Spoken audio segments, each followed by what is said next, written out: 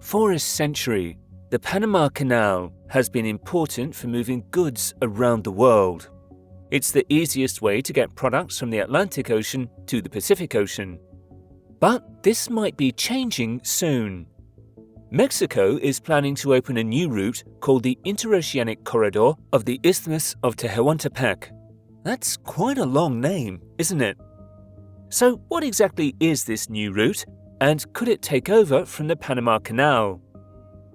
Before we go deeper into the history of the canal and the new route, be sure to subscribe to Ultimate Megabuilds for more fascinating megabuilds of the world.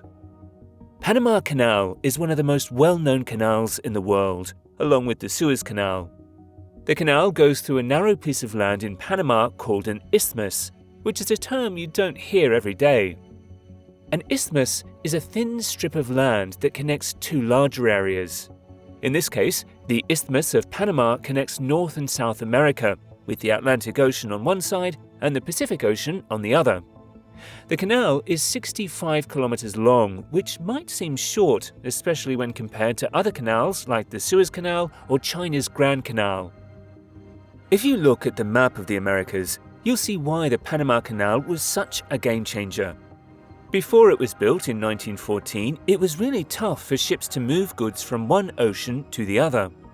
A European ship loaded with goods heading to the US would have to go all the way down to Chile, navigate through the stormy and unpredictable Strait of Magellan, and then travel north again. This journey could take weeks for a fast ship, but most ships would take months. The Strait of Magellan is known for its wild storms and strong currents.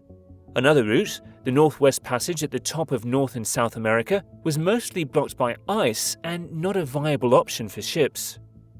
Therefore, in 1902, the United States decided to tackle this problem by building a canal in Central America. This canal would allow ships to cross from one ocean to the other in less than a day, cutting about 12,000 kilometers off their journey, which means saving weeks of travel time. The Panama Canal's construction was incredibly costly, setting the United States back $375 million at the time, which is equivalent to about $12 billion today.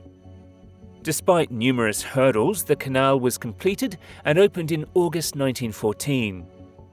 The SS Ancon was the first ship to pass through, marking the beginning of the canal's operational history. In its first year, around 1,000 ships used the canal, and today that number has skyrocketed to over 10,000 annually, collectively carrying 500 million tons of goods. Ships pay a significant toll to pass through the canal, up to $500,000 for larger vessels, but the savings in time and distance, compared to the alternative route around the Strait of Magellan, make it worthwhile. However, as we move into 2024, it faces potential competition from a new project, the Tren Interoceanico, or the Interoceanic Corridor of the Isthmus of Tehuantepec, often abbreviated as CIIT, using the initials from its Spanish name. This development could introduce a significant shift in global maritime logistics. Back in 1884, a significant figure, José de la Cruz Porfirio Díaz Mori, became Mexico's president. Known more simply as Porfirio Díaz, he hailed from Oaxaca in southern Mexico. Upon assuming office, Díaz set out to connect Oaxaca with Veracruz on the northern coast, aiming to link the Atlantic and Pacific Oceans via railway. In January 1907, several years before the Panama Canal was completed, Mexico inaugurated this railway, dubbed the Tren Interoceanico.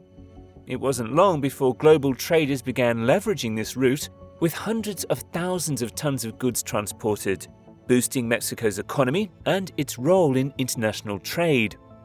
However, this period of prosperity was not to last. When the Panama Canal was inaugurated, many companies transitioned from the Tren Interoceanico to the canal. In its opening year, 1914, the railway saw a 33% reduction in cargo, which plummeted nearly 80% by the following year. Although the Mexican railway offered a quicker route, closer to America and shaving days off transit times, the Panama Canal became the preferred choice for several reasons. American shipping companies naturally gravitated towards an American-engineered project over a Mexican one. Additionally, Mexico was in the throes of a civil war, deterring companies due to safety concerns. From a logistical standpoint, using a direct water route eliminated the need to unload and reload cargo, simplifying operations.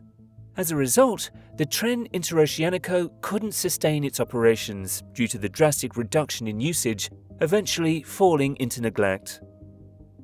This state of disrepair persisted for a century until a new, ambitious leader, López Obrador, assumed the presidency in Mexico, heralding a new chapter for the corridor. In 2018, President López Obrador set in motion a plan to revive Mexico's old railway system, aiming to establish a new trade corridor between the Atlantic and Pacific Oceans, potentially competing with the Panama Canal. This venture, quickly formalized, introduced three main rail lines: Line Z, Line FA, and Line K, though the meanings behind these designations remain a bit of a mystery.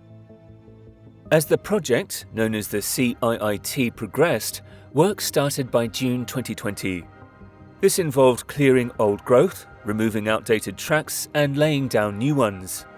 The revamped railway network is set to extend over 1,000 kilometers, with additional plans for industrial parks along its route. President Obrador took decisive steps to ensure the project's progression, including a bold move where the army took over a section of railway from a private entity, with compensation offered afterward. The project has dealt with some challenging controversies. There have been conflicts, notably with indigenous groups in Oaxaca concerned about the environmental repercussions, like deforestation and habitat disruption. Tensions escalated with protests, some leading to arrests and relocations. Despite these challenges, many believe the project's potential economic benefits could outweigh its drawbacks, signaling a significant shift in the region's trade dynamics. Many believe the CIIT could be a game changer for Mexico, with predictions of creating 500,000 jobs and drawing in $50 billion in international investment. President López Obrador is banking on this project to significantly uplift the country's economy. In a milestone event, Line Z was completed in August 2023, and López Obrador took a celebratory ride around this new route in September, completing it in under 9 hours, quicker than a Panama Canal crossing. By the end of 2023, the public got its first taste of this new travel option, with trains shuttling passengers between the two coasts. The completion of the remaining lines is anticipated by the end of 2024, but there's still more to be done for the CIIT to handle international shipping.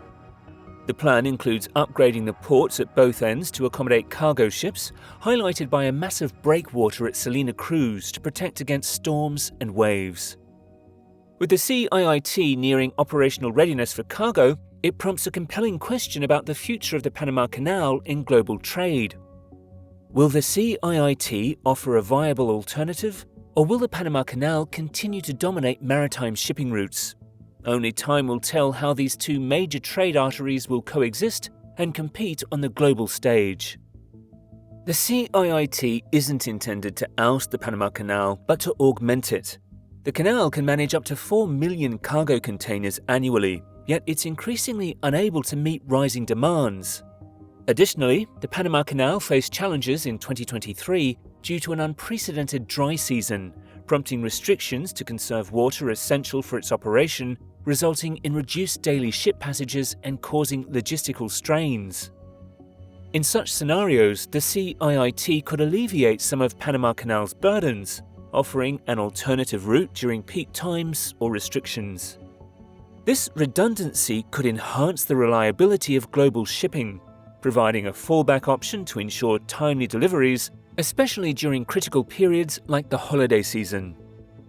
Looking ahead, the CIIT might encounter its own rivals.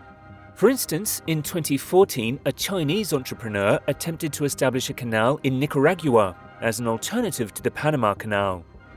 However, financial setbacks in 2015 halted the project, leaving the door open for future endeavours in this space. Additionally, the once ice-clogged Northwest Passage is gradually becoming navigable due to climate change, offering yet another potential maritime route.